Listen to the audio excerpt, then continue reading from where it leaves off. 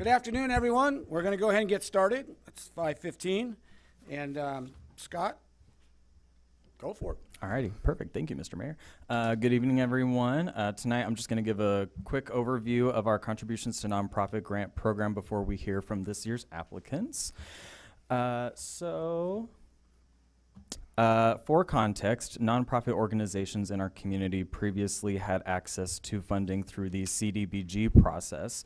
When the City Council made the decision to direct those dollars toward municipal construction projects, staff recognized the need to preserve a funding pathway for the nonprofits doing vital work in our community.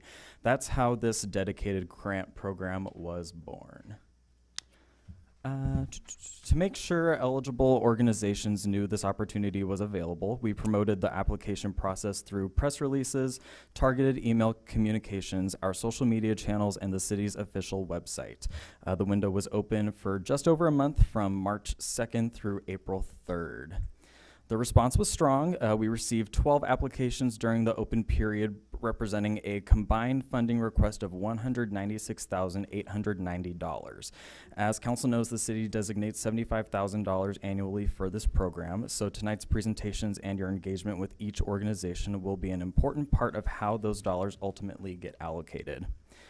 Before tonight, staff completed a compliance review of all 12 applications. We verified each organization's operating status and confirmed their standing in the nonprofit registry to ensure they meet the city's eligibility requirements.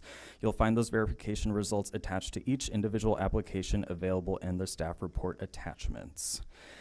This grant program isn't just a budget line item. It directly supports two of our city's strategic plan goals. Goal A3.3 is about building meaningful partnerships that connect funding with community need, and goal F2.1 speaks to our responsibility to actively engage and ensure city-sponsored services are reaching all segments of our community, including our Marine Corps families. The city allocates $75,000 each fiscal year for this program. That investment reflects the council's ongoing commitment to supporting organizations that provide essential programs and services right here in 29 Palms. As always, the continuation of this budget item and the funding level remains at the council's discretion and are revisited during the annual budget process. Here's how the rest of the evening will go. Each of the 12 applicant organizations, except for one that was not able to make tonight's workshop, will have 3 minutes to present their funding request. After each presentation, I want to encourage council to engage and ask about their programs, the people they serve, and specifically how city funding would be used. Your questions help inform the allocation decision and demonstrate the council's investment in these organizations and the community they serve. So that covers the background. So with that, let's go ahead and get started. I'll introduce each organization as we move through the presentations, and we'll open it up for council questions after each one. So first up, we have the 29 Palms Artists Guild. I believe it's Kathy. Yep.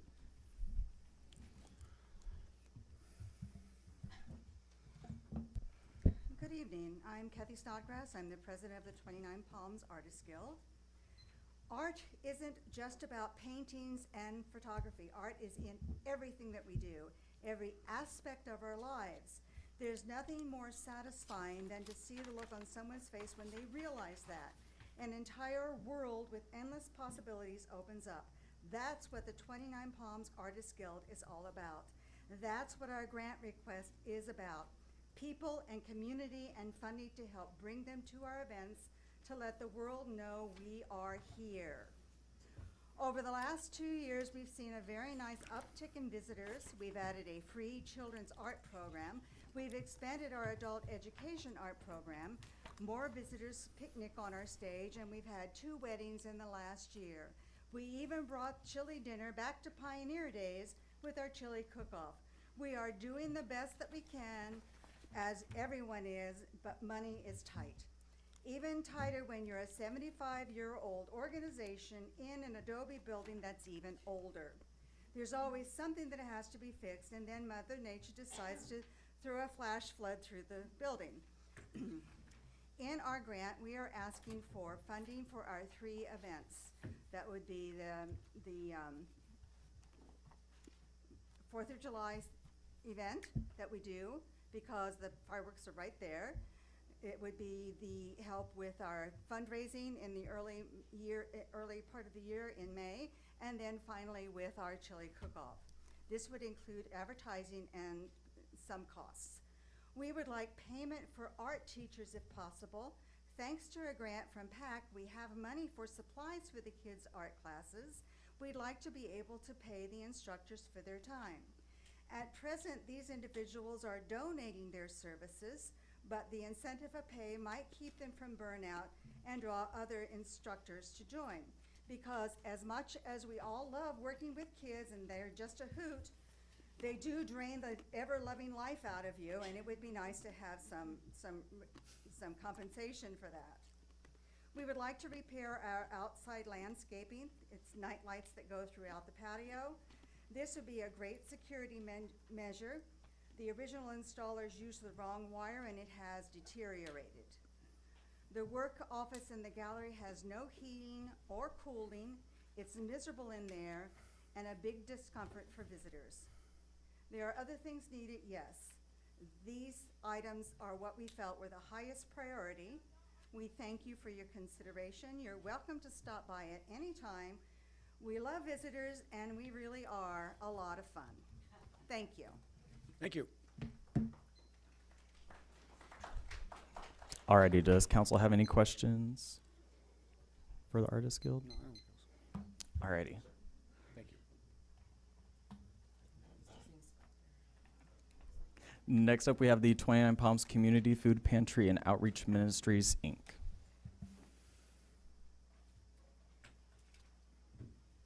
Thank you. Good evening, Mayor Mintz, council members, and guests. I'm Lori Cosgriff, and I'm here tonight representing the 29 Palms Community Food Pantry and our grant request to the City of 29 Palms for $30,000. Today, I'd like to take this opportunity to highlight the contributions and hard work of the many people who support the 29 Palms Community Food Pantry and the work that we do. The 29 Palms Community Food Pantry is run exclusively by volunteers. Volunteers from our community who will help us provide emergency food assistance to the residents of 29 Palms, Wonder Valley, Desert Heights, and the Marine Corps Base. Volunteers who work 3 days a week to provide food assistance to the 150 to 200 families who use our pantry regularly. Volunteers who donate a full day's labor to sort and distribute USDA commodities to 144 area families. Volunteers who work with us and reach Out Morongo Basin to provide 300 boxes of food to area senior citizens. And the volunteers who help us restock the pantry every week to make sure that that food is always readily available. These volunteers, who range in age from age 13 to 96, are young adults, students, service members, retirees, and professionals who are released by their employees or their employers to do volunteer service with us. Each volunteer volunteers an average of 15 hours a month, and together we are all responsible for 10,000 single-serving meals distributed in our community a month. And I'd like to thank those individuals and organizations who support our pantry with donations. Every donation, big or small, is welcome, and it makes a difference in the life of the person who benefits from that donation. We turn dollars into food purchases locally, and the food donations that we receive from churches and food drives are an important part of our service plan. Using all of the resources available to us, financial contributions, grants, food bank resources, fundraising, and food donations allow us to continually provide healthy food at no cost to our patrons, despite the rising cost of food. Last year, our pantry spent $57,000 on food, and we received 21,000 pounds of food in donations. And our board of directors kept our costs at less than 8% of our total operating budget. And I'd like to finish by thanking the City of 29 Palms for helping us to procure professional grade freezers and refrigerators for our new site at 73355 Sullivan Road here in 29 Palms. This now allows us to regularly provide eggs and fresh produce and frozen meat products to our patrons. And to all the other nonprofit groups in this room tonight, I'd like to say thank you for what you do. It is an honor to be among your peers. Thank you.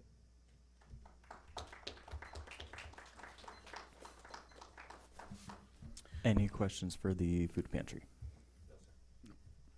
Alrighty, thanks, Thank Mrs. you. Cosgrove.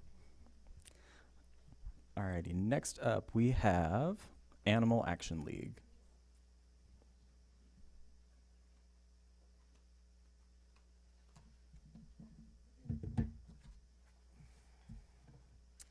Hello, my name is Melody. I'm the director of Animal Action League. Animal Action League is a low-cost mobile spay-neuter clinic. We were established in 1989 with the main mission of birth control. We are also, our main focus is to prevent any unwanted litters. We serve the underserved communities in the Morongo Basin and the Coachella Valley. Being mobile, this allows us to go to those really underprivileged communities. We've been in the Morongo Basin since 2005. Being birth control, we've been helping keep the pets out of the city and county shelters, including Palms and Paws, the Yucca Valley Animal Shelter, and the Joshua Tree No-Kill Shelter. On average, we hold about 200 clinics per year, and each clinic, we fix about 26 to 31 pets per clinic. In 2025, we fixed about 5,535 pets, and in 2024, we started a training program to help newly graduated veterinarians to start training in the high volume, high quality spay neuter, so we can get more vets out there that do what we do. And in 2016, we created a grant program to help with Twentynine Palms pets, because right now there is no funding for Twentynine Palms city residents. There's funding for San Bernardino unincorporated voucher program, and there's also Yucca Valley residents also have a voucher program to get their pets fixed, but there is no funding for city residents of Twentynine Palms. So the need, as you can see, is right now $300 to $1,000 to get your pet fixed at a full-service vet hospital. So when somebody's having to decide, do I get my pet fixed or do I pay rent? The ask, we would like to have 3 spay-neuter clinics. Those cost about $3,600. We can get 85 pets fixed in those 3 clinics, which is bringing down that cost to about $128 per pet. The impact, thousands of dogs and cats not entering our local shelters here or being dumped in the desert, which we see on all of our Facebook pages. And the assurance is that we are going to be impactful with this, because we have help with the shelter and local nonprofit Pals of Palms and Paws to help us to get these clinics full. We also have a standby policy or protocol that will ensure that all of our clinics are going to be full. So I'm past my 3 minutes, so thank you. I could talk forever. Appreciate it. Do you have questions? Yeah. Scott, in the staff report, the ask is 10,800, but this says Correct. 10,002. Was 3,600 times 3, did we do that wrong on the math? Just on the PowerPoint, Oh. Uh-oh. yeah. Oh, so the PowerPoint. So Okay, Math. the staff report is correct. It is 10,800. Yes. thank you. Alrighty. Thank you. Any other questions? No. Alrighty. Thank you. All right. Alrighty. Next up, we have the Armed Services YMCA of 29 Palms.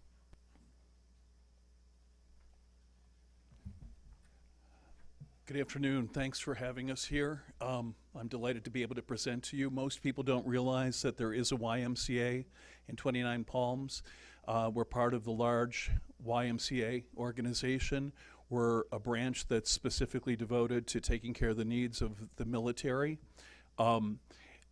We have large Armed Services YMCAs in San Diego and in Camp Pendleton, and we're a relatively small branch here in 29 Palms. We're specifically asking for funding for our food pantry. Last year we served about 16,000 on our base. Our food pantry serves not only our Marines, but it serves our Navy corpsmen who are on base, and it also serves veterans, and we serve the civilian employees, particularly when we had the government shutdown twice this year, well, twice in this calendar year, meaning July to July. We are nimble enough that we do whatever we are asked to do by the base. The Marines can't provide anything besides what is allowed to the enlisted, so outside organizations, nonprofits, are the ones that are responsible for helping. So specifically, we do a thrift store, a free uniform shop, a food pantry, early childhood education classes, parent interactive classes, counseling for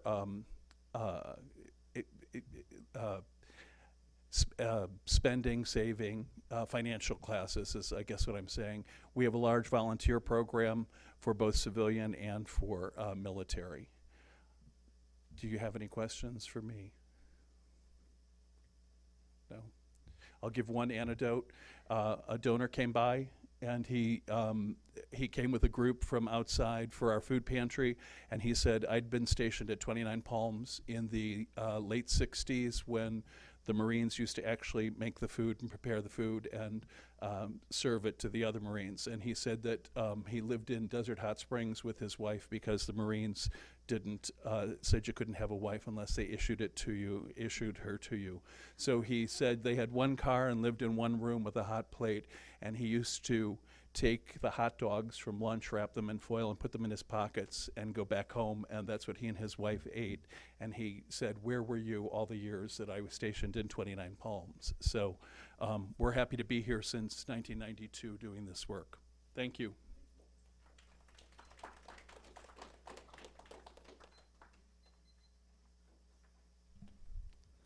Alrighty, next up we have Basinwide Foundation.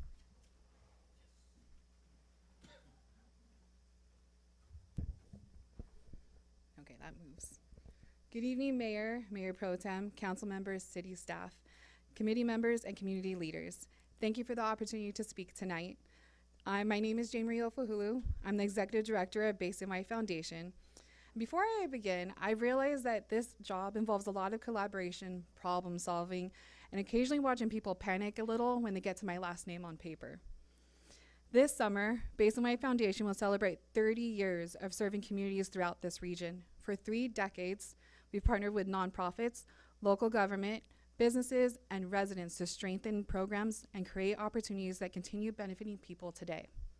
We work behind the scenes, helping community initiatives build the structure needed to grow sustainably and operate responsibly. Through fiscal sponsorship, financial oversight, and nonprofit guidance, we help programs move from good ideas to long-term organizations.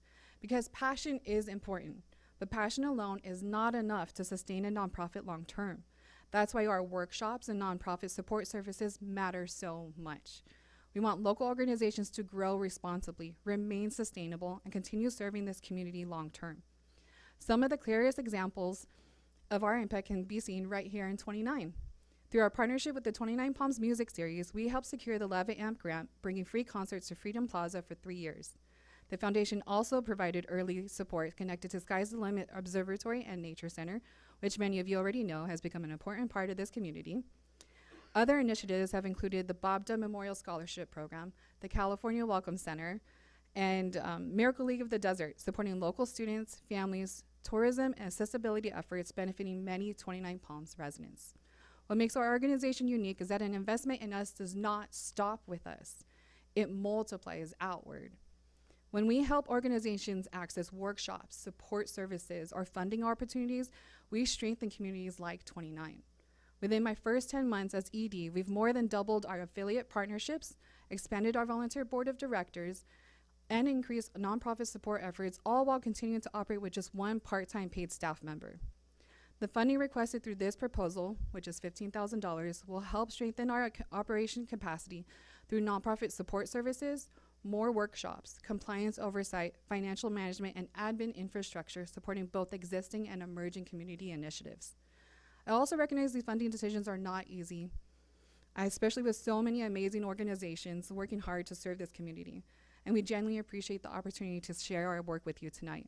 So to the council and city staff, thank you so much for your time, your leadership, and your investment in organizations like all the ones in this room. Together we can, and together we continue building a stronger community. Thank you. Thank you.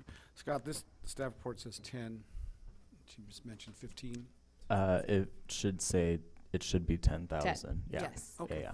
Sorry. Just clarifying. Thank you. I have one question, ma'am. Yes. Currently, how many organizations are you guys actively supporting? 8. Do you know off the top of your head what they are? No, I do not. Okay, no worries. Thank you, ma'am. Yes, you're welcome. Alrighty, so Desert Media Foundation was not able to be here, so their application and their information you will find in the staff report. So we will move on to the First Assembly of God Church.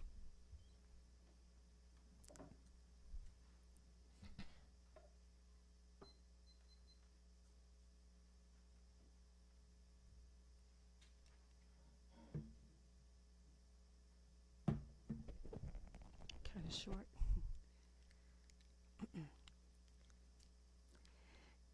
Good evening, Mayor and members of City Council and guests.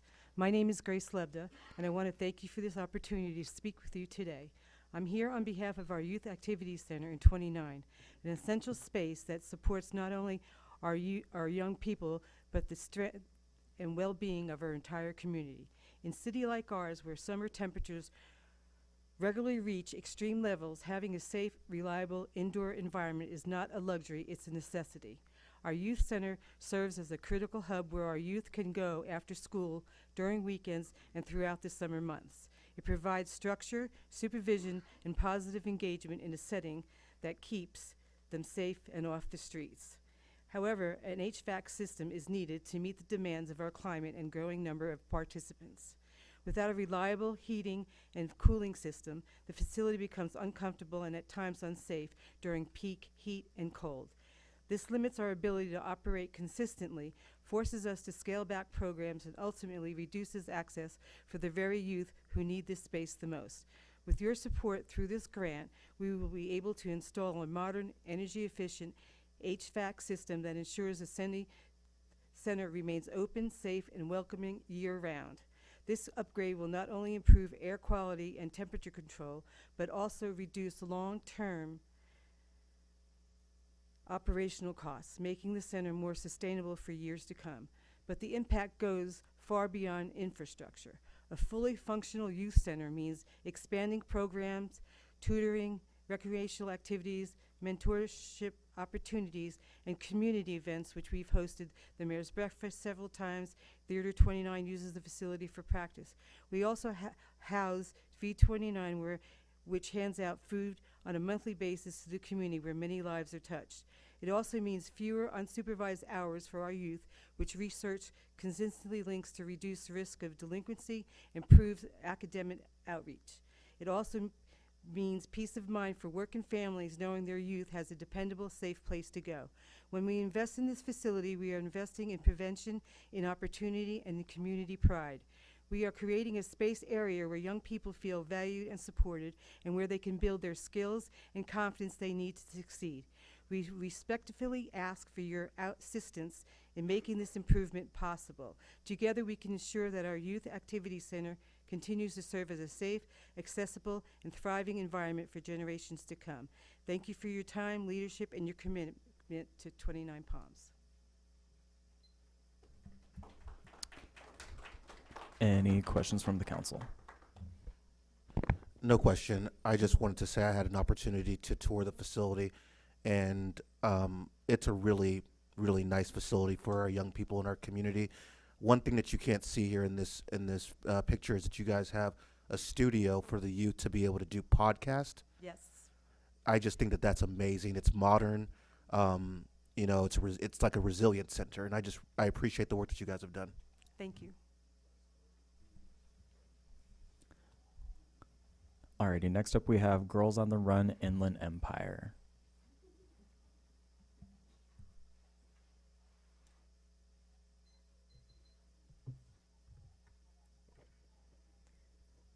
Good evening, council and mayor and guests here. My name is Molly Whitacombe, and I am the council director of Girls on the Run Inland Empire that serves all of Riverside and San Bernardino counties.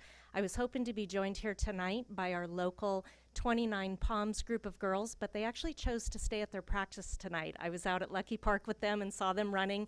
They did not want to come sit and talk to you all. So, on their behalf, thank you for the opportunity to speak with you tonight about the impact that Girls on the Run Inland Empire is already making in Twentynine Palms and why financial support from the city is a critical need. Girls on the Run is more than an after-school program. We are an evidence-based youth development program that helps girls ages 8 to 13 build confidence, emotional resilience, healthy habits, a sense of belonging during one of the most critical stages of their development. Over the past year, through our partnership with the City of Twentynine Palms Parks and Recreation Department, the funding that they secured through a private Nike grant, we have served 77 local girls, many of whom would not have otherwise had access to structured youth wellness programming.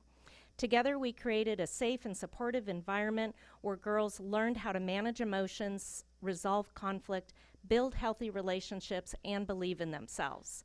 And while the program includes running and physical activity, what we are really building is confidence. And this is where Lily would have come and spoken to you, so I'm going to read what Lily wanted to say to you.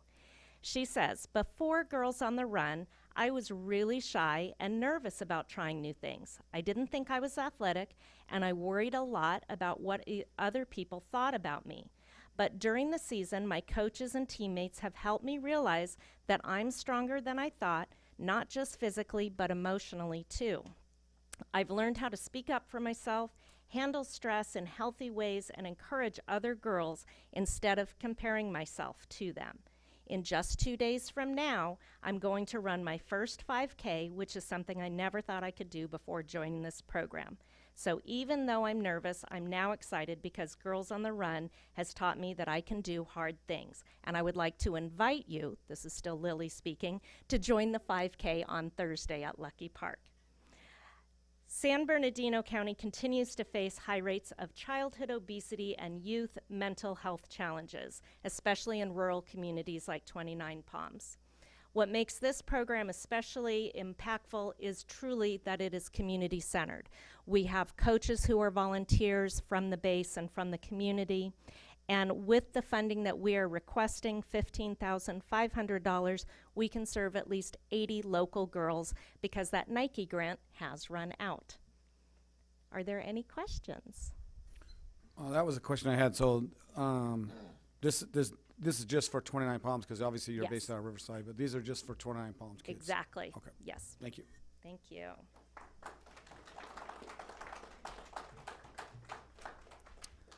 Alrighty, next we have Joshua Tree National Park Council for the Arts.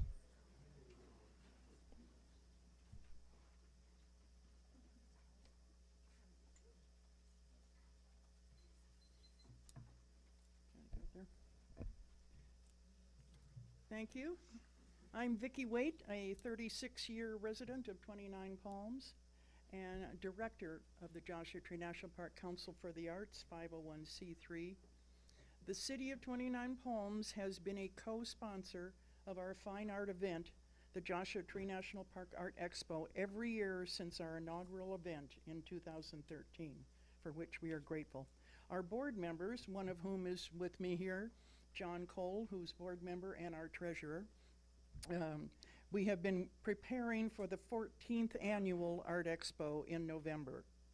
It'll be featuring a month-long juried exhibition of art inspired by our national park and an opening weekend expo with artist booths, food and beverages, live music by local musicians, art activities for kids, and an awards reception at the historic Twentynine Palms Art Gallery at the Oasis of Mara.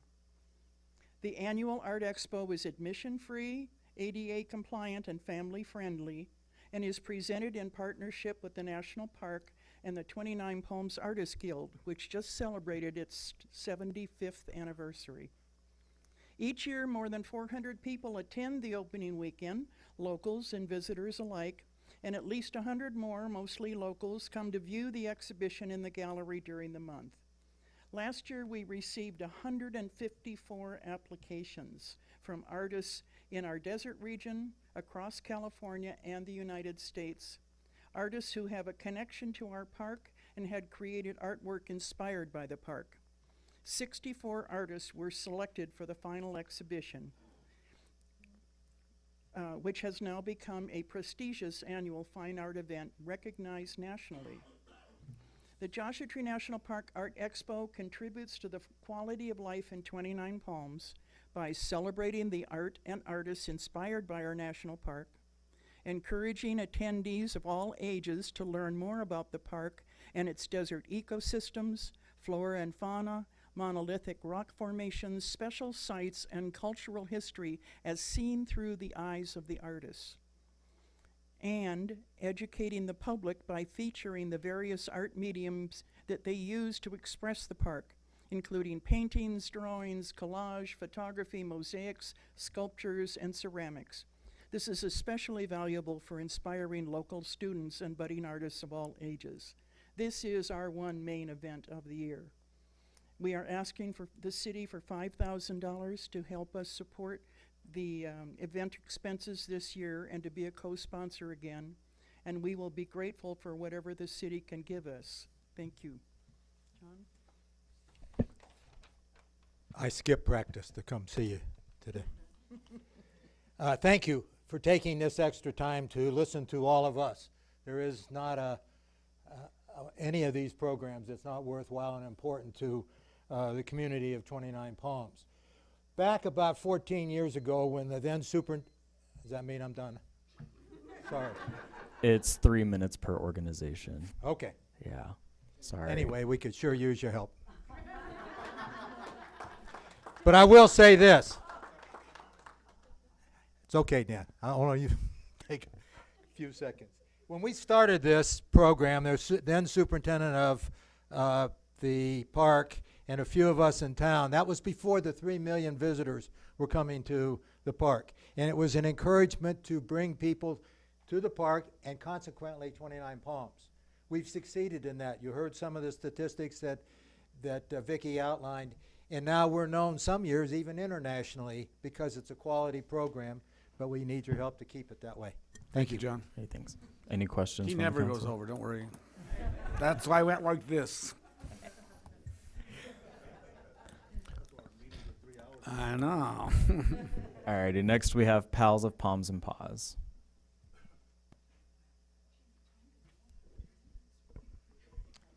Hi everyone, my name's Michelle Benedum. I'm the Vice President and co-founder of PALS. I want to first thank you for inviting us to be here tonight. Part of the PALS mission is to support community-based spay-neuter efforts and help keep pets with their families. We're requesting $10,000 to launch a spay-neuter voucher program for owned pets belonging to 29 Palms residents. This funding would support approximately 180 pets, and residents would be required to show proof of residency in order to access the vouchers. Now, this program is designed to address a clear gap in the area. The city of 29 currently does not have a spay-neuter voucher program, yet there are programs available to residents of Yucca Valley and San Bernardino County. This program would be one of the only opportunities for residents of 29 Palms to access discounted spay-neuter services. From a practical standpoint, the program is pretty simple.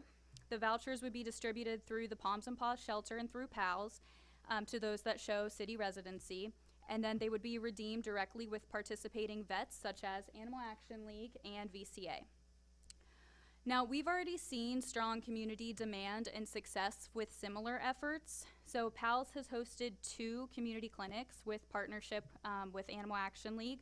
Both of these clinics have filled up within 48 hours, and we have had 0 no-shows. This demonstrates a consistent interest from the residents that are seeking affordable care options for their pets. The need is there, and the infrastructure to deliver this program is already in place.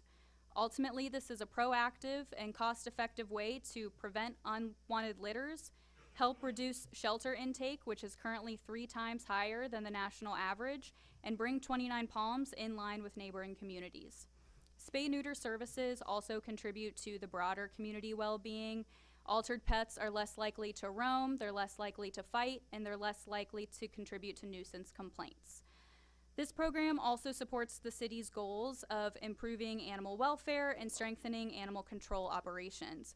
By supporting accessible spay-neuter services, the City of 29 Palms can promote responsible pet ownership, improve public safety, and enhance the quality of life for residents and their pets.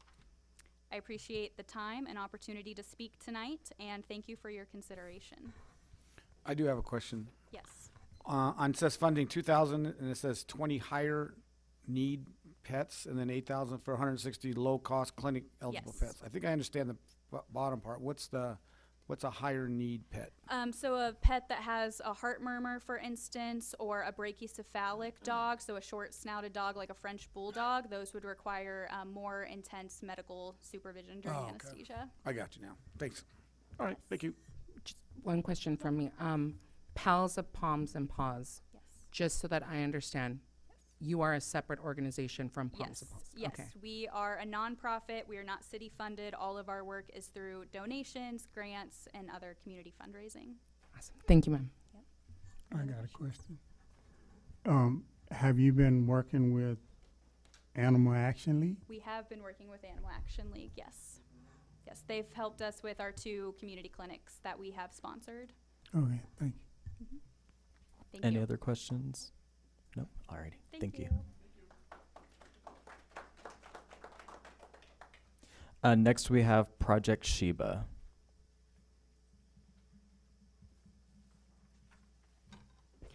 Good evening, City Council. Good evening, guest. I am Mary Hunter. I am the Artistic and Producing Director of Project Sheba.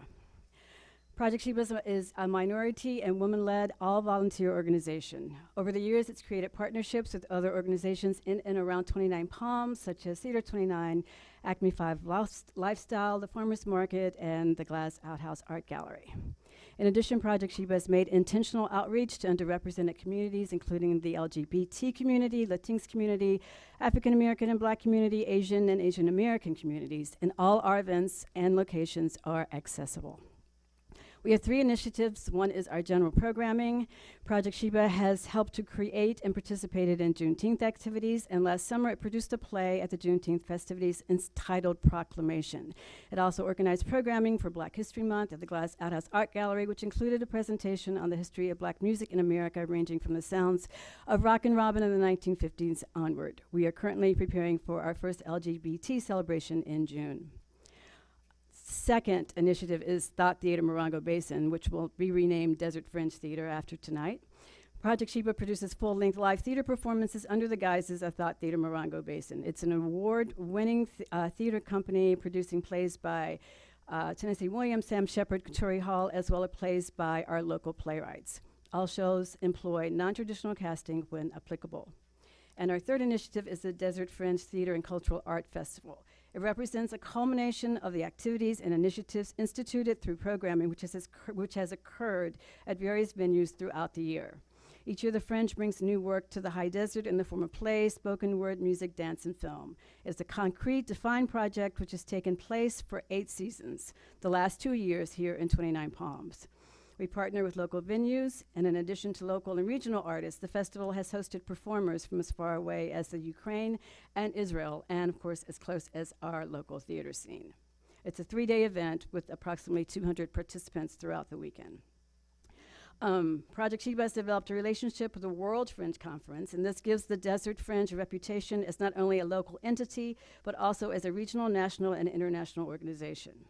And this spring, I have been invited to speak on the work of Project Sheba and its Fringe program at the International World Fringe Congress, which is being held in San Diego next week. For the desert, this means opening doors for local artists while bringing new global perspective to the Morongo Basin and strengthening the Desert Fringe and the wider creative ecosystem. Fringe festivals and the arts in general are proven drivers of local economies, supporting tourism, jobs, small businesses, and year-round cultural activity. And so many people come here for the arts. And if they're here for the arts, they'll stay for other things. In conclusion, new ideas, collective longing, love, musings, and age-old questions can be brought before the public through art, theater, and music. Thank you. Questions? No? Thank you. Alrighty, thank you. And our last one is Reach Out Morongo Basin.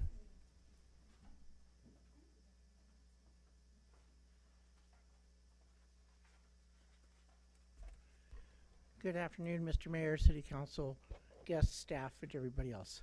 Reach Out Morongo Basin. We started out here in 1998, so this is our 28th year of service to the residents of 29 Palms. Last year, we served over 1,200 residents here. The funding that we're requesting is in two parts. One is to help us with our transportation program to get clients to doctor's appointments, grocery shopping. We serve the communities of Wonder Valley, Desert Heights, Indian Cove, and 29 Palms. So we take them to the grocery store, medical appointments locally and out of area. We served 15,000 trips in 2025. 104,000 miles.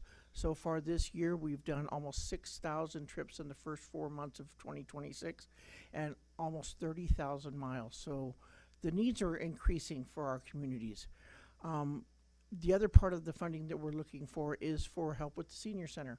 We oversee the operations for the 29 Palms Senior Center, and we provide activities for the senior 60 and over that would have no other place to go to collaborate with their peers, to socialize, to get out of the house.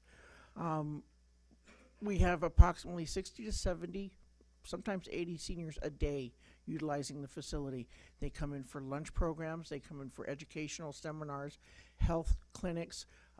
We have, Medicare. We have financial groups coming in. We have the healthcare district comes in and talks about different programs.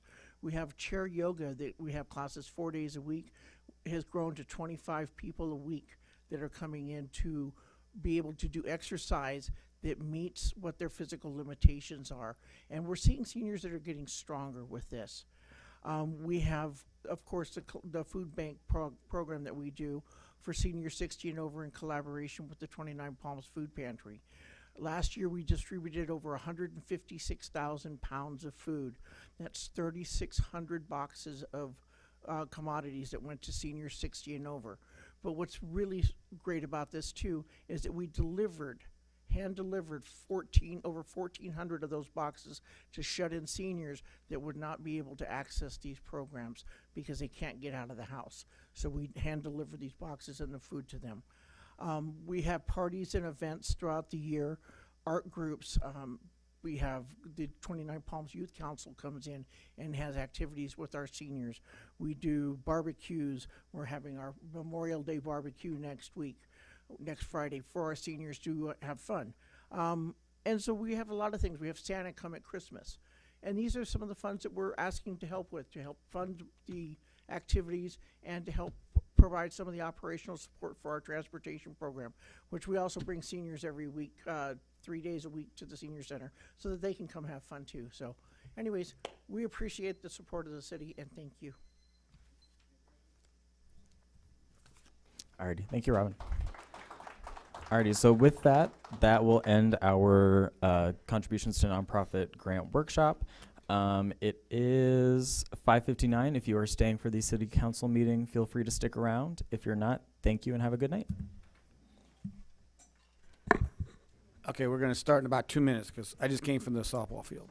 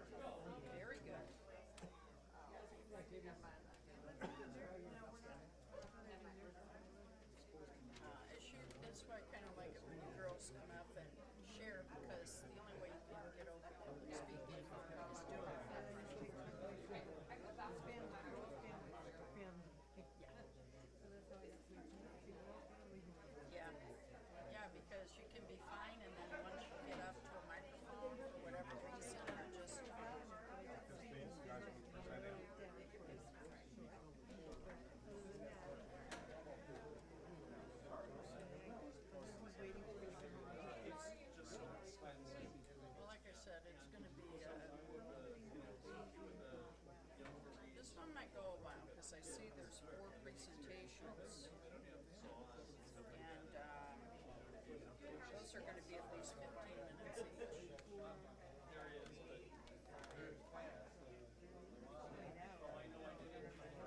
Right, and then you've got everything else you've got to do, so it probably will be done by 4.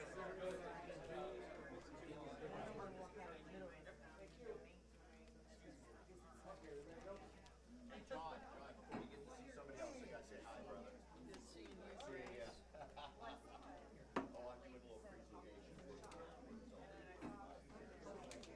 Exactly. As soon as you get up, I don't know where you are. That way, if you lean against the wall, it's like you're getting bored. Good seeing you too, Grace. Have a great night.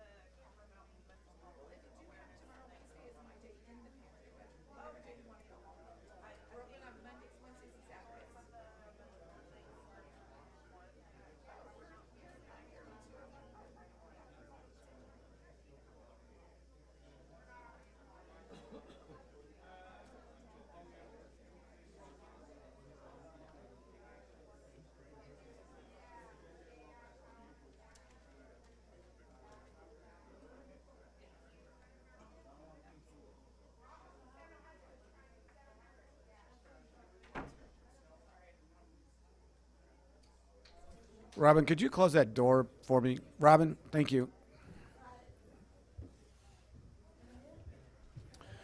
Okay, we're going to get started. It's a little after 6. So I'd like to get started.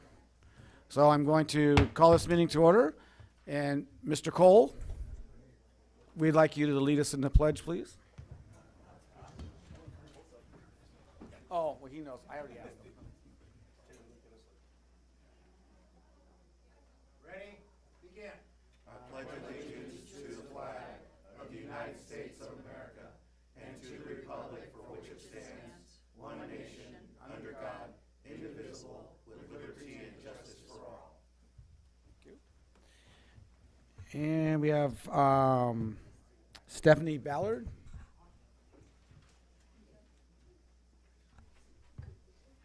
Is she here? Oh, there she is.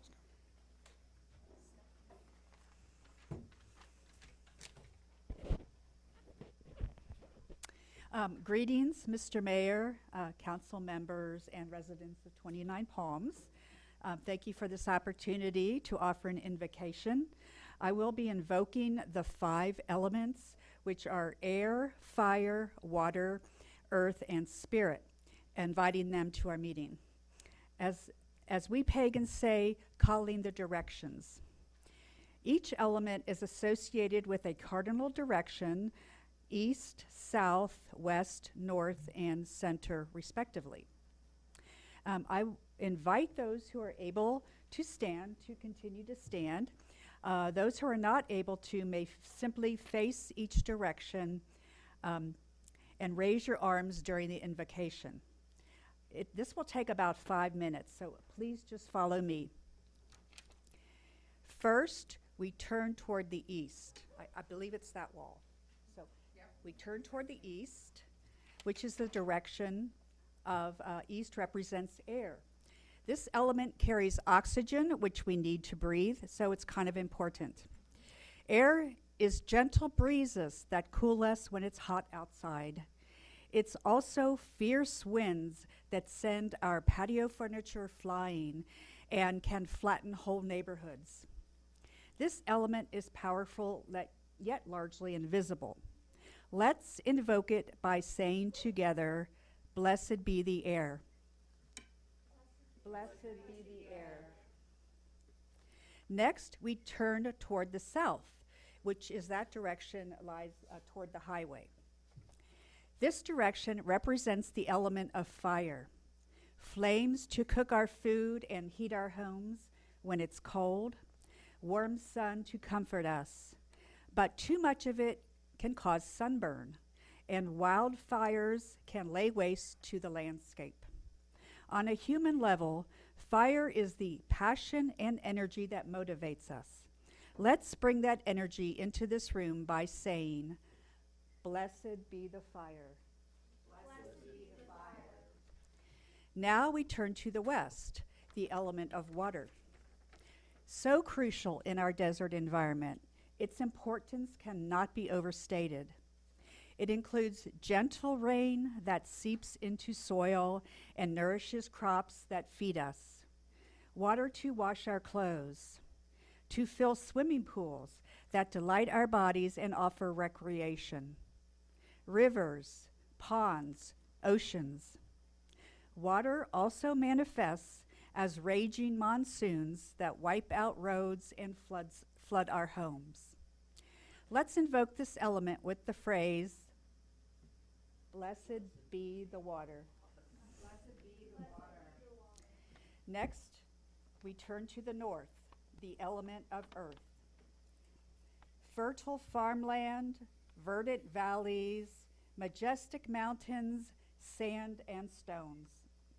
Our precious national park with its weird trees, rock faces for climbing, and hiking trails that draw visitors from every continent.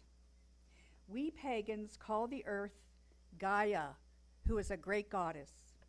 The earth is our original mother, and she is very generous in her gifts. Gaia supports all life, flora and fauna, human and non-human animals. In return, we must take care of her. Without her, we have no home. Let's express our appreciation by saying, "Blessed be the earth." Blessed be the earth. And finally, we turn to face the center, the middle of the room. This direction represents spirit because we are more than our physical forms. Invisible threads connect us to the elements and to each other. When misfortune befalls one, it affects all. What one does affects many. That's especially true for those in positions of power, with authority to create and implement policies. Leadership is a sacred responsibility. We pray our leaders will wield power with wisdom and compassion. So mote it be. Again, thanks for this opportunity, and everyone may sit down.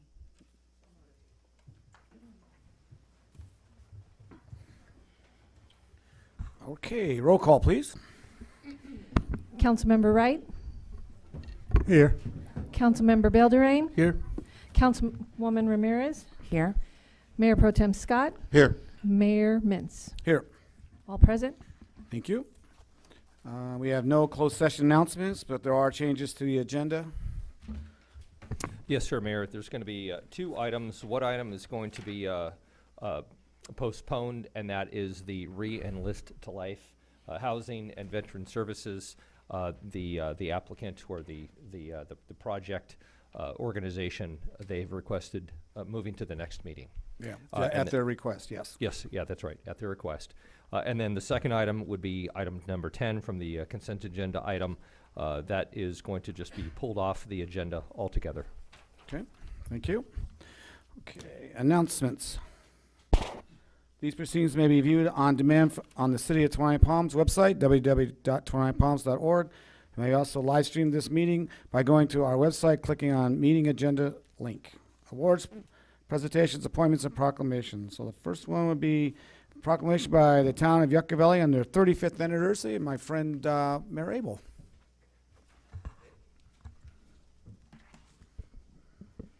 Good evening. Thank you, Mayor, council members, city staff, residents. It's a pleasure for me to be here today to represent the town of Yucca Valley. This year, Yucca Valley proudly celebrates 35 years. Our anniversary and our journey started with our town council in 1991. And the decades of growth that have followed are just milestones along our path. We are very excited to highlight some of the major community investments that we've made and reflect a shared commitment to a vibrant, resilient future. It's always nice to spend time with our neighbors and partners here in the Morongo Basin. Many of you I serve on other boards with. I'm always very impressed on how well you are represented by these men and women up here in front. I see them representing your community in a very professional way, always speaking on behalf of the local residents, and I'm thrilled to be able to call them friends and to be alongside them. While we serve our own individual communities, in reality, we're all part of something much greater. Our residents don't really look at city limits. They experience the high desert and the beauty in one connected region. They work across our communities, they support local businesses throughout the basin, and they enjoy, as we heard from our speaker, the natural God-created beauty that's all around us. The basin has city limits, but yet we work together as one. And it's that partnership that has made Yucca Valley successful through the years. It's the support of local people, the support of our county and our city partners like Twentynine Palms that help us reach out to each and every one of our residents.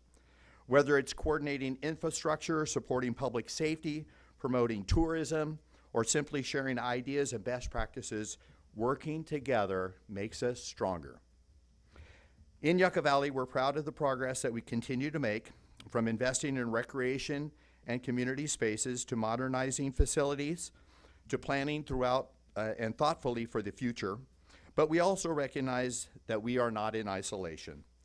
As we know, the city of Twentynine Palms says November 23rd, 1987.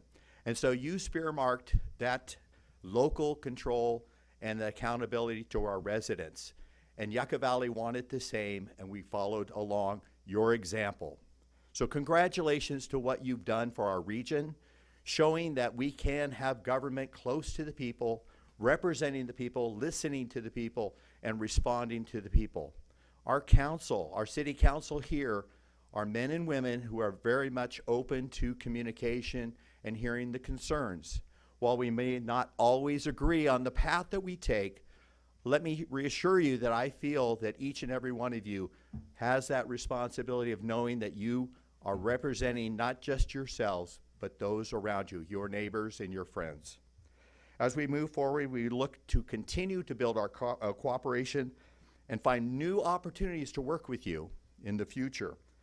I brought tonight a small token of our appreciation and a few highlights stating some of the things that we're doing in Yucca Valley. You guys are very, very busy. You had meetings right up to this, and now you jump right back in. So what I'll do is I'll leave it with your clerk, and please accept that as a gift from your friends in Yucca Valley, and thank you. Thank you, Merrill. Okay, we have a presentation by the San Bernardino County Sheriff's or Fire Department. Sorry. Oops. Come on in, Chief. Sorry. Captain went, what? I got nothing.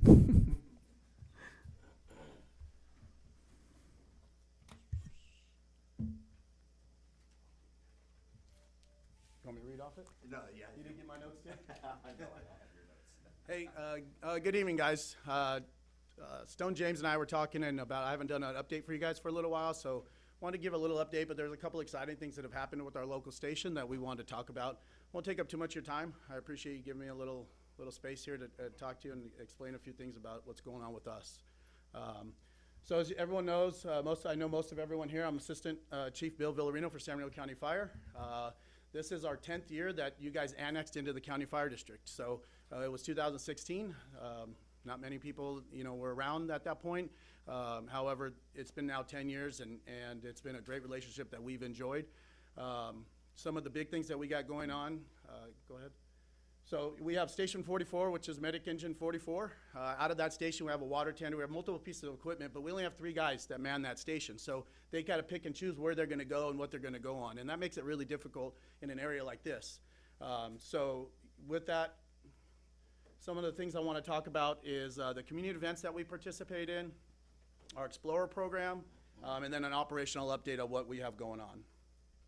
So some of the community events that we do every year is the Easter egg hunt. This year is about 3,000 eggs, 150 children. We participate in the 4th of July fireworks standby at the casino. Our fire explorers coming out of here, out of our local area for the pancake breakfast, and then also the Christmas lights parade that we do. In addition to that, we do lots of other school programs. Those are just the annual ones that we keep going. So a couple of pictures I threw in there just to kind of, this is your local crews on the fire engine. That was the Easter egg hunt this year with a great turnout. Explorer program. So one of the things at County Fire that is really big to us is we call it cradle to career. And what we find with that is if we can get them into the Explorer program and really get them to learn what the fire service is all about, we do it as well as the sheriffs. And generally what happens, if we can get into our own local communities, those people generally come back home. And what that means is if we're hiring people from Orange County, LA County, they end up going home, at least within the fire service. They get closer to home. But if we can hire them within our own communities, those employees generally stay with us for a whole career, and that's what we're looking for. So when we're diving into these schools, we're trying to get it. We lost our entire Explorer program over COVID. It completely got wiped out. So having to start that up, and today's generation is a little different, and they're not as interested in the fire service or public safety that it once was. So at this point, we have 8 active Explorers, and we've been working on this since I became the assistant chief 2 years ago out here, and it's been a focus of getting to the high schools and recruiting. But some of the things they do, they train for live fire explorer musters that they're participating in, which is just, it's like relay races, doing fire service type stuff, pulling hose and doing things like that. It's just a great involvement. And so they're currently training for that. We're out in the schools and reaching out and trying to just get more and more kids involved in it, into the program. And then some of the things we offer them is CPR certification, some basic life support training, and then we've been partnering up with the local college on some live fire training that they're able to offer there as well. A couple of pictures from our explorers here. So the last piece that I'm going to touch on is our operational update. County Fire submitted for a SAFER grant. What a SAFER grant is it's a grant that the federal government, FEMA, will provide assistance for the salaries, benefits, and the whole package of employees. So we were awarded, County Fire received 21 positions for that. So we spread them out. There's a little caveat to that, which I'll get to in a minute. But what we were able to do is we were able to add a 4th guy to our fire engine here in Twentynine Palms. So having a 4-man engine. It's not very common in the county that we have 4-man engines, not just with County Fire, but the other agencies, just to the cost of personnel costs and with wages and benefits. But out here in our outlining areas, we're finding it with County Fire that it is important to put a 4th guy there because there's no one else coming around, no other engines to support it. In our metropolitan areas, the big areas like San Bernardino, there's other engines coming, as well as we'd like to have 4 firefighters on every engine. It's just not feasible. But out here, we were able to do it. What that grant overview is, it's FEMA staffing for adequate fire and emergency response. It provides funding for the salaries and benefits, as I stated. It helps us get to the national staffing standard, which is NFPA 1710. And whatever NFPA is, it's basically a guideline. What it tells you how you should staff, and it goes through the whole fire service as a whole and line by line. It doesn't quite tell you how to fund those pieces, though, so that makes it a little difficult because it says, yeah, you should have 5 or 6 guys on every fire engine. That's not feasible. We understand that. But what it is, it's always a goal, right? So the little caveat that I talked about is it's funding for 3 years. They give us, and then we're supposed to support it on our own.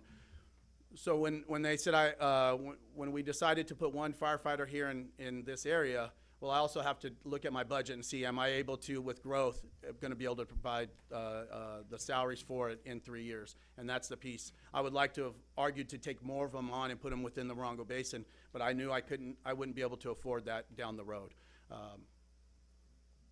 So what that does, the NFPA 1710, it says minimum 4-person engine company staffing. At the high-risk areas, maybe 5 or 6, as I stated. And that just allows us to do better activities, faster suppression activities, and work as a team a little bit more when you're pulling that hose and doing different things. And the biggest piece is, go to the next slide.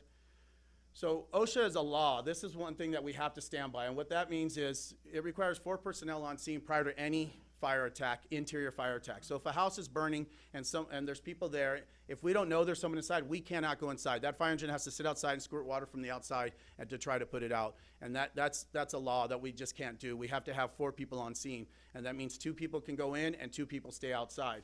Well, by having 4 people on that engine, we no longer have to wait. And if you guys know here, we're waiting for either the base or Joshua Tree, and either one of those can be an 8 to 10 to 15 minute delay. So if our fire engine's sitting outside on a house fire, unless we know for sure someone's inside, and that's hard to determine, and that's gonna go up to the company officer that day if he's gonna be able to make an entry. And if he makes an entry and he does not have that person out there and something happens to his firefighter, he's liable if there was not a rescue needed. And so you can kind of see the tough areas that company officer has, tough decisions he has to make.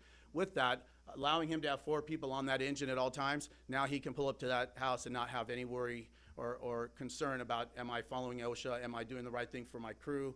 I know I can make entry and try to search the house to see, because not always is it a reported confirmed rescue. A lot of times it's someone lives by themselves and they might have just gone down in the fire, but nobody knows. And so we can't even get in there and search for them unless it's a known rescue. I'll answer any question on that if you guys have it. I know it's real quick and brief. And like I said, the only exception in those if there is an immediate rescue that someone's witnessed, and it has to be a very credible source. So what does that do for us? Obviously, completing any task that we have, the concurrent operational attack. So as we're doing different things, that extra person just teams up with them, and you're able to get more things done at once.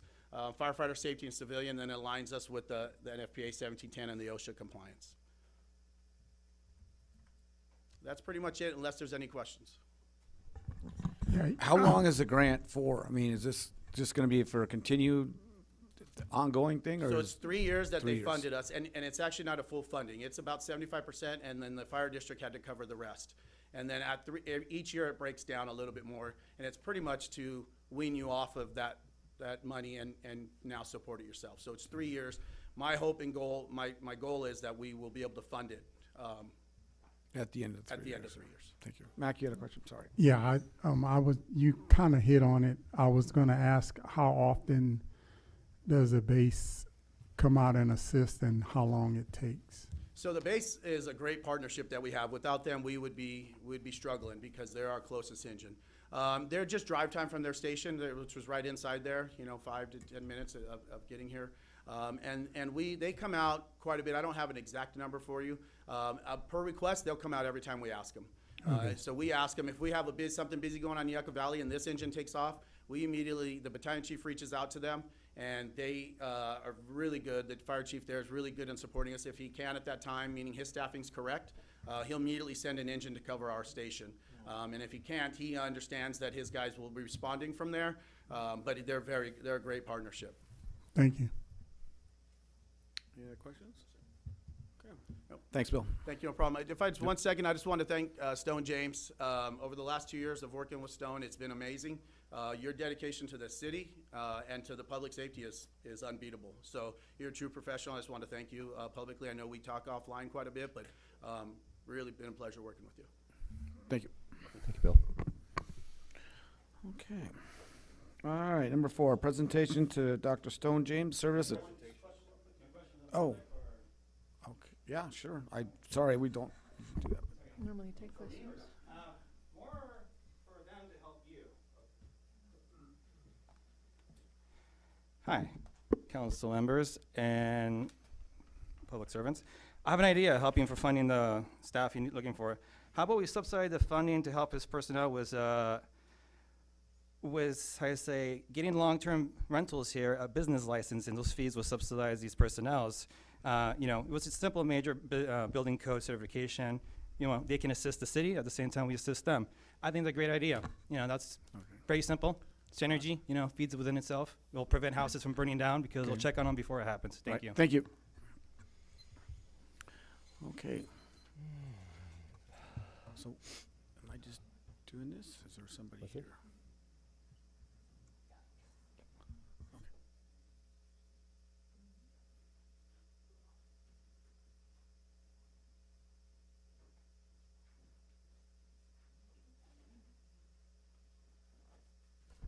I'm lucky. I don't have to duck over that thing.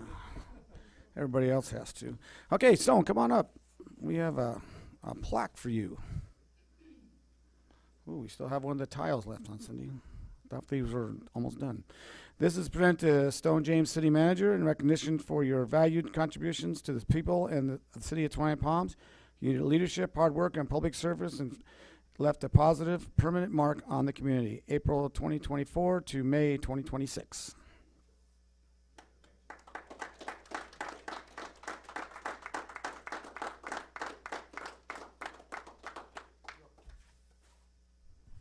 I think we all should get a picture.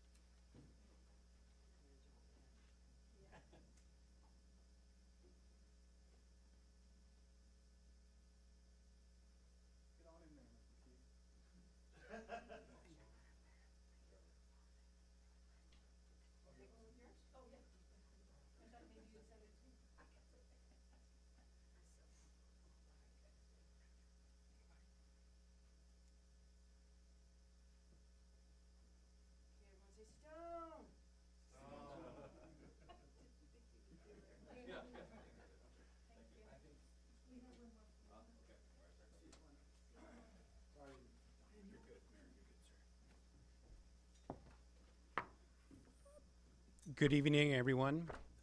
Again, my name's Steve Reyes. I'm the field representative for Supervisor Rao. I just want to reiterate what Chief Villarino said about working with Stone. It's been a great 2 years. We've worked on a lot of issues that border into the city and the county. Supervisor Rao found out you were not going to, today was your last council meeting, so she wanted to make sure that it came out and presented to you with a certificate of recognition. So.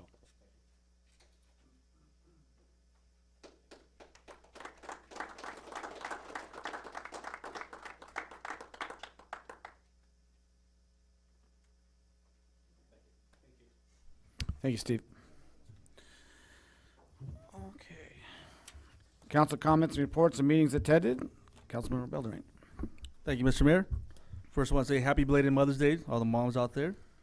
Also, ribbon cutting ceremony for the High Orbit Escape Room. I attended that ribbon cutting. I think we all did, right? We were all there? Yeah. I think we were all there. I didn't get lost in the room, so that's a plus. Attended the May 2nd concert at Freedom Plaza. That's the end of the series until the weather gets better. And just had meetings with citizens. That's all I have, Mr. Mayor. Thank you. Councilmember Ramirez. It's a lot of writing, but I promise all of it is really important. So I'm gonna try to power through this really quick. I also attended the High Orbit Games ribbon cutting ceremony. Unlike Councilmember Bildrain, I did get lost twice on my way to the bathroom within the first 5 minutes. So good luck in that escape room. I also went to the MCCS Salute the Troops. I went to a town hall with Sergeant Major Reese, who is the Sergeant Major of the Marine Corps. We discussed removing hurdles to accessible health care in areas like ours via streamlined communication with DHA and the VA. I filmed a PSA with Spectrum, on that note, to prevent veteran suicide and bring awareness to the resources available out there, such as number 988. I went to SCAG, which is the Southern California Authority of Governments. A lot of people sometimes ask why we have representation at these organizations, and for me, the biggest one is that SCAG is the organization that helps put together the RENA numbers, which is the Regional Housing Needs Assessment. That's who gives us the mandates for how many houses we have to build. So that was good. The key points from that, SoCal Gas held a information session that they are doing their resilience and safety assessment in rural areas. They said that there's absolutely no way that they can do this all alone, so they announced that they are giving areas like ours that have limited staff and funding $50,000 in grants to go ahead and help them with those needs. And I also attended an emergency meeting on May 5th for the San Bernardino County Office of Homeless Services East Valley Regional Steering Committee to discuss the release of HAP 2 and 3 in the total amount of $320,000 with 20 cents to Morongo Basin Arch. And I was just really proud to see of all of the work that they've done as an organization, the structural and leadership changes that they have made within the past year. And I was also more proud to see that while this funding is now being released, that, you know, the entire community stepped in and said that they're gonna help with this effort. Molding Hearts, Inroads, San Bernardino Sheriff's Office, Set Free Ranch, the Hope Project, you know, all of them verbalized that they're willing to come in and make sure that we are taking a community and regional approach to solving homelessness. And that's it. Thank you. Councilmember. Thank you, Mr. Mayor. You're welcome. Right. So I attended the High Orbits Game Room grand opening, and no, I did not go in an escape room because I'm not going in one. Too many house clearings. And I also did the National Day of Prayer. We did three prayers. We did 7 and noon at Veterans Park, and then we did a 6:30 service at the Gospel Fellowship. The attendance was low, but it was still a great event. We still had a great time at all of the events, praying for this nation and praying for our community. And then I also attended the We Salute You bass concert that they had on the bass with the Sergeant Major, and I thought it was just amazing when he got to the podium and he said, "Come here." And every last one of those Marines got up and started coming. I was like, wow, that's a command. And so, and he gave a great speech. I mean, it was down to earth. And the other thing that really stuck out to me was what he said was, he was doing something and he said, "My wife is out PTing with the spouses." And I was like, wow, okay. This is a combination. So the Marine Corps is in great hands. So, but I had a great time there as well. So, and that's all I have, Mr. Mayor. Okay. Thank you. Mayor Pro Tem. Thank you, Mr. Mayor. I attended a tour with Senator Adam Schiff's field representative, along with the mayor, community development director Keith Gardner, and city manager Stone James. It was a very important meeting to discuss infrastructure and funding at the federal level, because it's Senator, that's our U.S. Senate, not our state Senate. And so it was really important that we had that meeting and that tour all over the city. I want to thank Dr. Stone James for being able to facilitate that. And I also attended an annual, sorry, I can't get it out right now, Palm Vista Elementary School picnic, PTA picnic at Knott Sky Park. It was well attended. There were probably at least 100 people there. They were also using it as a way of awareness to let people understand and know what's going on with our local elementary school. And I also attended the ribbon cutting ceremony with High Desert Orbit Games. Thank you. You're welcome. All right. I didn't get to go on the tour, but I did meet with Representative James when he was here.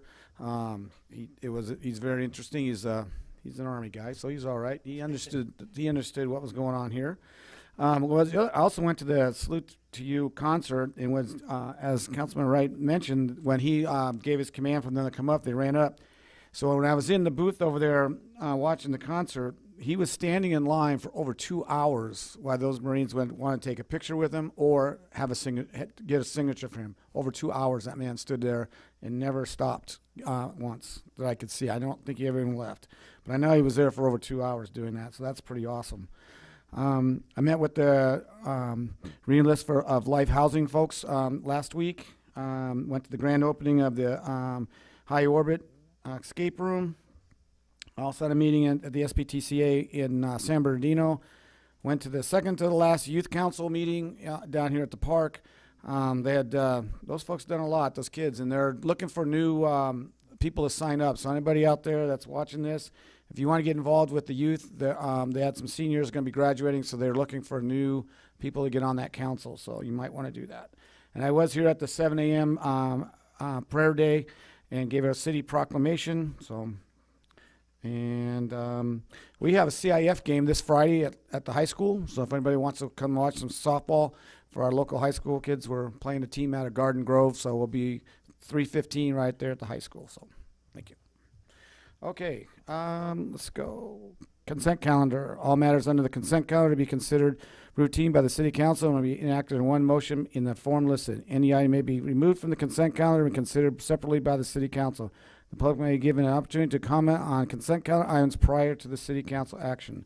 And these items will be number 1 through 9. Does anybody want to pull anything on 1 through 9? Seeing none. Anybody from the public want to discuss anything on items 1 through 9? Seeing none. Okay, bring it back to council. I move the consent calendar, Mr. Mayor. Second. Second again. It's too late. She He's heard second me. again. That's right. That's funny. Okay. Okay, any other discussion? Okay, roll call, please. Councilmember Buildering. Aye. Councilmember Wright. Aye. Councilwoman Ramirez. Aye. Mayor Pro Tem Scott. Aye. Mayor Mitz. Aye. Approved 5-0. Thank you. Okay, there was no items removed. There's no public hearing. We have no discussion of potential action items. We have future council initiated items. Does anybody want to add anything? I have two, sir. Number one, just coming back from SCAG and talking about RENA, I would like to discuss a collaboration with Liberty Military Housing to update our RENA numbers. Okay. Okay. I'll second that. And then my second one would be to have a study session or a discussion regarding the concerns of our constituents of flock. Well, I second that. okay. So yeah, it'll be either, we'll discuss either one. What if it's going to be the session. Now, do we know when is the contract up for that? Do we know when it? I know it's sometime in December, but do we know the date? Is that? Well, actually, it theoretically would be December. However, it is going to be pushed into 2027 due to the fact that there is not full implementation. So based on my last correspondence with the Sheriff's Department, I believe it's going to be maybe second quarter of 2027. Okay. Okay. All right. Any other items? Okay. Wait, I'm sorry, I do. I'd like to make a future agenda item expedited to the agenda to discuss cooling center operating hours. Second. Okay. Okay. All right. We good? Okay. Public comments. This is the time the public to address city council on issues within the jurisdiction of the city council that is not on the agenda. All comments are to be directed to the city council and shall be not consistent of any personal attacks. Members of the public are expected to maintain a professional, courteous decorum during their comments. There's a time limit of 3 minutes per person. If you haven't yet done so, please fill out a name slip and give it to the city clerk. The city council is prohibited by state law from taking action on discussing items not included on the printed agenda. Public comments on specific agenda items will be deferred until consideration of the item on the agenda. So I have, there was letters, I had letters sent to myself, and Cindy got some. They were comments on flock, and these were all obviously to get rid of it. And so that was by Heather H., Iva Drake, Heather Drake, Elliot Baisley, Jess Drake, B.A.B. Babs from Wonder Valley, Dana Longren, and Ivan Ferris. They all had comments, and they were all wanting to get rid of it. And then the other one, Carlos, are you gonna? Did you put a slip in, or did? Yeah. Okay, because this. Item 10 removed from consent today? Yes. I didn't hear that. Sorry, then I won't be able to speak because it was removed. Okay, so this is on that. Okay, yeah. Got it. Okay. Okay, the first one is Lashara Maria? Sorry.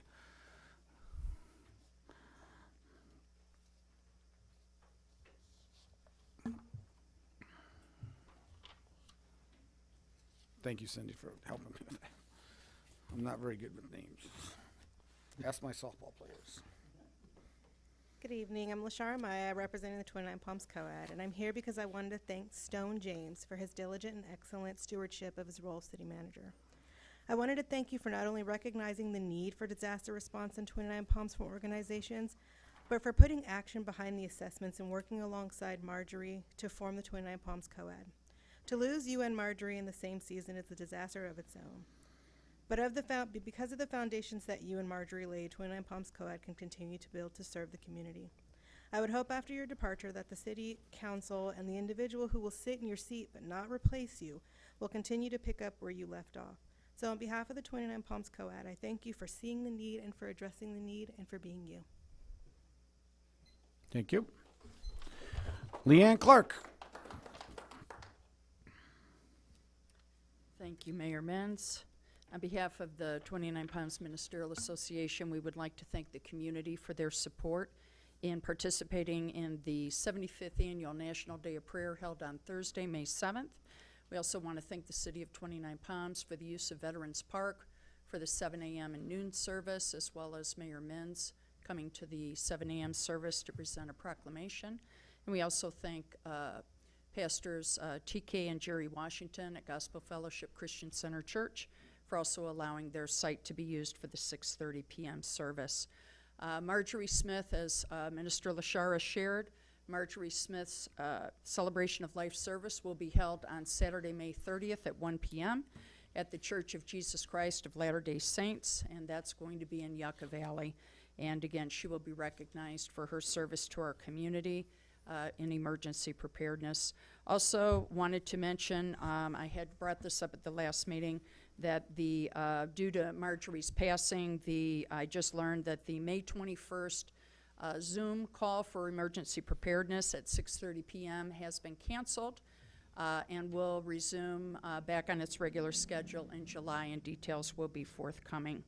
And then also I wanted to congratulate Anna Stump and Audrey Pilpot and the team for putting on the Levitt Foundation Music Festival. I volunteered at the final series for the spring portion, and it was just really beautiful.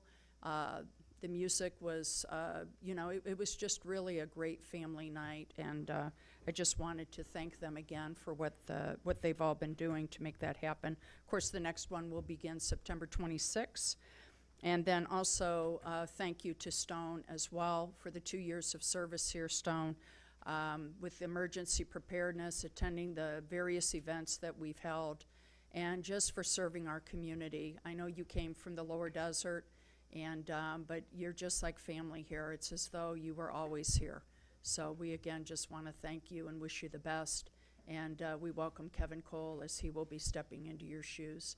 And I understand Kevin will be continuing with the emergency preparedness that you have been serving in. So thank you again, and God bless you.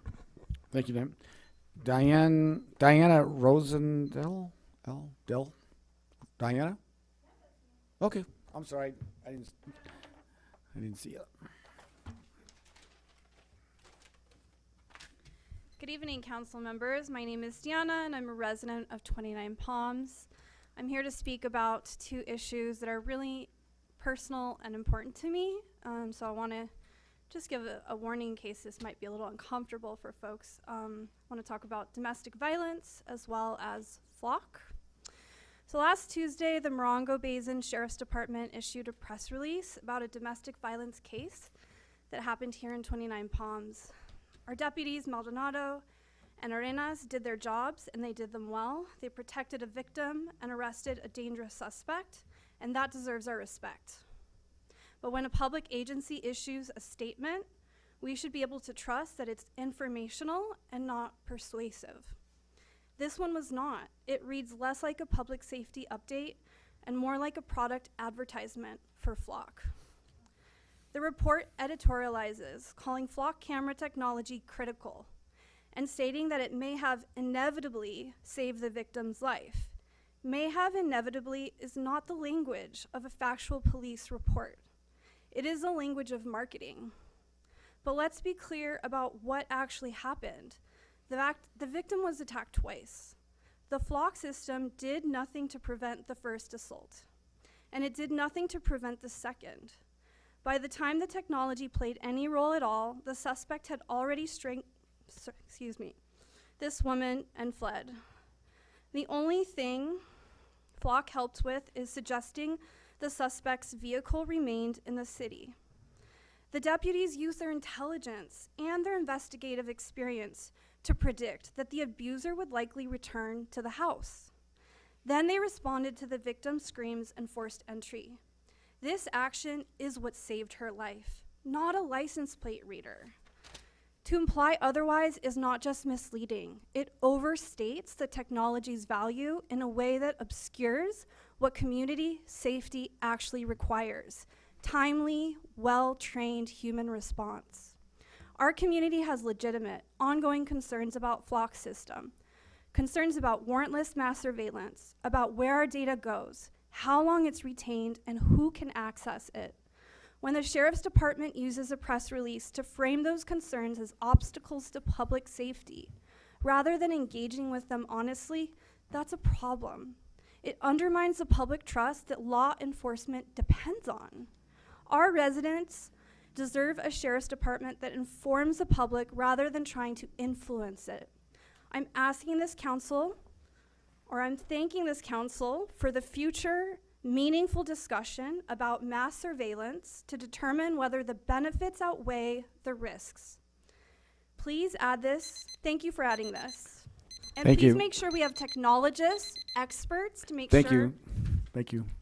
Elizabeth Rodriguez.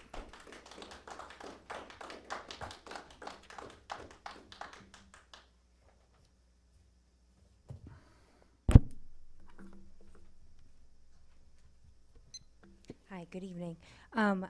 I'm here. I'm the Dean of Students at Palm Vista Elementary School, and I would like to thank Council Members Boldane and Scott for coming to the most recent board meeting. We appreciate your support. Also, I'd like to thank Mr. Scott for his continued support at the previous enrollment committee meeting, as well as some recent events that we had at our school. It was our 3rd annual Family Fun Day. But also, I'm here to inform you that there is another enrollment committee meeting tomorrow, which is the 13th at 6 o'clock at the old Joshua Tree School.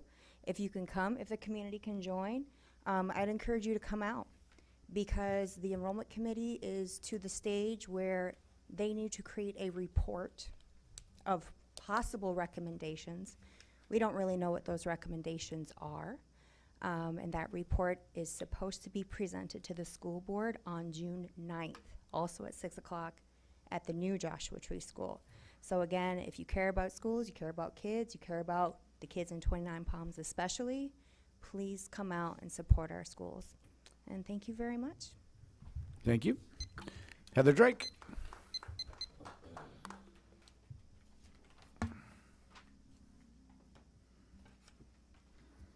Hello. In the last few days, my family and I have sent the council and the city manager 3 AI-generated emails outlining liabilities regarding the Flock systems, which was approved directly from the consent calendar with no public engagement by the city council during the holiday season, just weeks after the 2024 election results.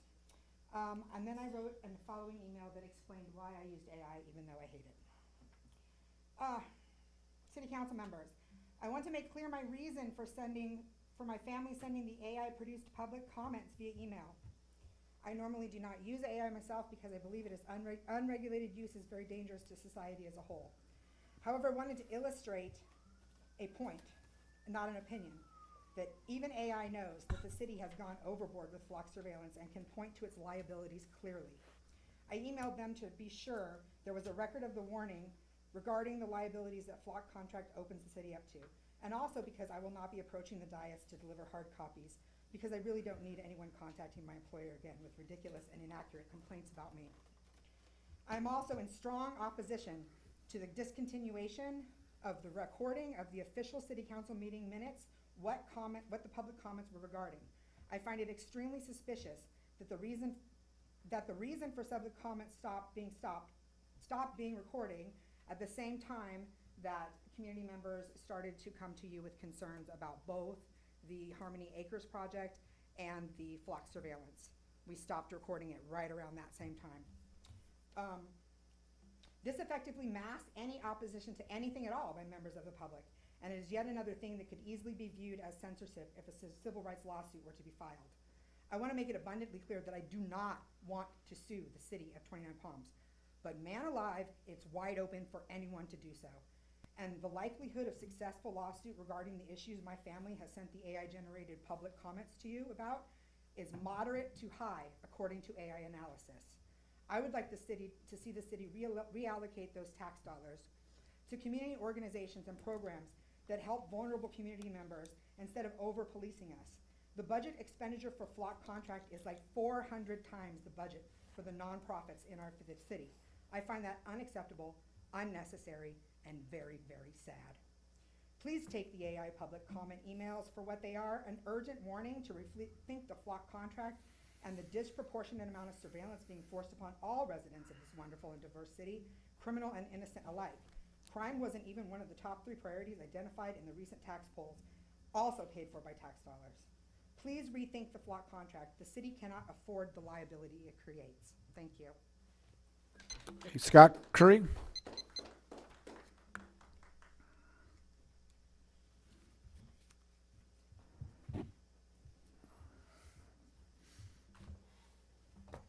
Good evening, everyone. Disturbing week for me. A little disappointed. I sold the property on the northeast corner of Lear and 62 to a client 2 years ago. There's been a big signpost there for about 4 years, unchanged. It's always had some type of banner on it. Last year we put up we've used it for Copper Mountain College fundraising for the wreath auction. The president of the foundation is here tonight, Brandon. They put a lot of effort. We're not asking the city for any money. It's all self-funded, a lot of work involved. And then after that went well. We used it for the scholarship announcement. Make sure all the high school seniors knew about the high school scholarships available. 5 students from 29 Palms will receive $10,000 from the Copper Mountain College for scholarships. The winner received a 4-year scholarship valued at over $200,000. She's from Yucca Valley. My most recent posting, I was disappointed to see my now friend, Stone James, part ways with us. I feel he did an excellent job. I'm very impressed. I made a banner. I paid for it. I bought it. I didn't tell anybody. I thought it was pretty nice. At the top it said Stone James, and it says, "Thank you for your leadership." I posted that about 10 o'clock in the morning, and my client, who owns the property, received a letter dated the same day. Take it down. The sign's too big.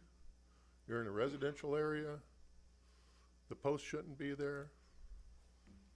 It's the fastest you've ever moved for code enforcement. Within 5 hours, 6 hours?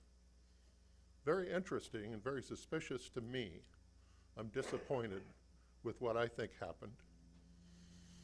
Other code enforcement, if I leave this office today, if I drive down Adobe, I see a homeless in the alcove before I turn the corner at Starbucks. I pass Starbucks, I see a used car lot, 3 cars, been there for a month. I pass out another homeless person living in the alcove. I go by grocery outlet. There's been a tent, a large tent there for 4 weeks, right in front of the hotel behind grocery outlet. And there's about 5 to 10 signs equal to mine. I call, if you want to enforce the action, wonderful. Just so you know, my client, he says, "Scott, I saw him. He told me when we were at a funeral service. 90-year-old mother of a friend of ours." Thank you. Disappointed. Thank you. Okay. That's all the slips we have, Cindy? Okay. Come on up. Turn your slip in. Is that what you're trying to do, Robin? You want to talk? Okay. All right. Supposed to have those in ahead of time. I just wanted to say thank you to Stone for his service here. I've had the honor of working with him from the very beginning when he first started and the city flooded, and he was out there in his boots and hauling sandbags and mud. And he came and he says, you know, can you help us get help to the seniors and to the community? And we helped him with coordinating the LAC. That showed to me right there his heart and his dedication. I've had the honor of working with him through working at the senior center and providing services there. I've had the honor of sitting with him as co-chair on the East Desert Regional Steering Committee to help provide homeless services, not only to 29 Palms, but to the entire region. I've appreciated your compassion, your insight, your guidance, everything. I appreciate you, and I wish you and Laura and your family all the best in the future. Thank you, thank you, thank you. Thank you. Okay, just to clarify a little housekeeping here, City Manager, we still recording during public comment, correct? Yes. We've not, Cindy, we have not, we don't stop. We're still, it's not written down. And Okay, and that's a function of the staff. okay. I just want to make, I was a Yeah, little there's, surprised. at there's, that. you know, you've got correlation, you've got causation, right? So something might be correlated, but it's certainly not causal. Okay, just a little housekeeping there. Okay, City Manager update. Thank you, Mayor. So, so a couple of things. This is not going to be one of my quicker ones. Councilmember Vildrain. So I'm going to make this one count. So first, I would like to celebrate what I think is a huge win. So we've got some incredible staff members here within the city, and they are bright, they're motivated, they're caring people, they're compassionate about what they do, and they're compassionate about serving the city. And so just yesterday, it was just the neatest thing to see. Miss Christina Benton came into my office, and she is our deputy city clerk, and she has been diligently working on this certified municipal clerk certification. And it was fantastic to see how much she was beaming over this accomplishment. And she has been diligently going after it, taking the training classes, studying on her own. And I just wanted to acknowledge this. This is a big win for her, and this is a big win for the city. And so I just wanted to take that and acknowledge that and thank her. This is something that, this is just a demonstration of her commitment to her role and her commitment to the city. And this was not something that she needed to do, but she wanted to do. And so we're so lucky to have her on the team. She's behind that wall right now listening to us. She is. And so she made me promise that I wouldn't have her, wouldn't bring her in here. And so the second thing here I wanted to say, I'm going to do my best to hold back the emotion. So when we were out here and we were fortunate enough to get Team Rubicon to come up and help all of the homeowners that had their homes flooded. And, you know, well, then Mayor Bilderain and myself, and I want to say Councilmember Scott, we helped provide food. We cooked breakfasts and served some food, and I had the pleasure of having dinner with them one night. And so it was neat to watch the camaraderie and the teamwork and them all coming together from diverse backgrounds to really do very difficult work in high heat and tearing out walls and debris and mud, and they all did it for free. And one of the things that they read to us, actually, a gentleman, he didn't read it, he recited it from memory. He was talking about leadership, and he was talking about teamwork. And one of the things, you know, I can tell you that the public service this has been the most rewarding role of my career. And I've done quite a bit over the years. Proud reserve deputy with LA Sheriff. But this role as the city manager has been just a blessing to serve the council, serve the community, serve the staff. And one of the things with public services is, you know, unfortunately, in recent years, you know, people come up and really cast a lot of aspersions. And so when I heard this quote from Theodore Roosevelt, he gave it in, I'm sure I'm going to pronounce this wrong, Sorbonne, Paris, on April 23rd of 1910. And it was the man in the arena. I'm going to read that for the group. It is not the critic who counts, not the man who points out how the strong man stumbles, or where the doer of deeds could have done better.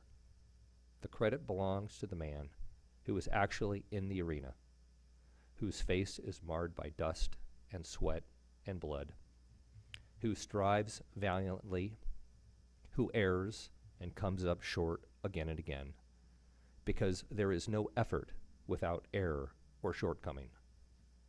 But who knows the great enthusiasms, the great devotions, who spends himself in a worthy cause, who, at the best, knows, in the end, the triumph of high achievement, and who, at the worst, if he fails, at least he fails while daring greatly, so that his place shall never be with those cold and timid souls who knew neither victory nor defeat.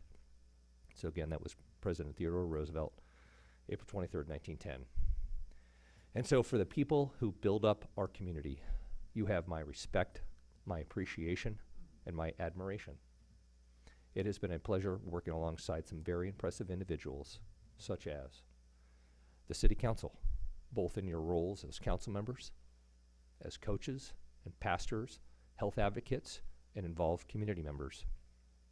The Ministerial Association, Pastor Leanne Clark, Pastor Amy, Pastor Ford, Pastor Terrence, Pastor Jake, Dr. May, Dr. Sylvester and Denise Cullum, Lori Cosgriff, Lauren Schlossner, Mr. John Cole, Don Benton, Jeff Dunn, the Rotary, Elks and Kiwanis, Gary Dagneau, Dr. George Malopoulos, from the Marine Corps Base, General Mark Klingon, Aaron Adams, Nicole, I think she's in the back. Miss Marjorie Smith, rest in peace, what a loss. LaShara May, Lakita Johnson, Jane Rogers, the first responders, sorry about that, guys, these things kill me. The deputy, the sheriff deputies, Captain Scoville, Lieutenant Huff, the deputies, fire department, Chief Villarino, the Morongo Basin Ambulance, the T-Bid Board, Planning Commission and the Public Arts Commission, Basinwide Foundation, Supervisor Don Rao, Steve Reyes, and Glenn Harris, and our city staff. It has been an honor to serve this council, this community, and the staff in this role. Thankfully, we have Kevin Cole, who is ready to step up, work with the council, staff, and the community to help make 29 Palms the best version of itself. Thank you.